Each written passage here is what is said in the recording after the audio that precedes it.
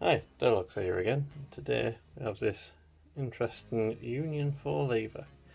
I haven't actually seen one of these before, so it was a pretty cool find. Does work well with Era 5 lever tensioner. Show you the key in that. Not particularly excessive bitting or anything, but this puts up a fight. There's no false gates in it. None. But has some pretty good tolerances. That first, like that lever number 4, sets really easily, and then nothing else wants to mind.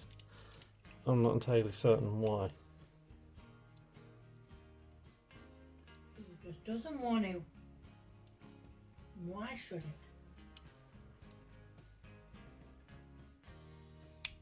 But there we go, open.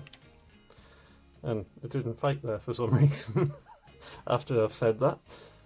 But didn't you like spend ages trying to pick it? Like, yeah, this is my third attempt at this video, so I'm not going to complain that it's less than a minute and a half. I'm just going to go. That's all from us. See you next time. Bye. And this one you need a lot of tension for. Oh, I thought you just unlocked it there. I think I'm... You haven't broke, have you? Oh What no! have you done?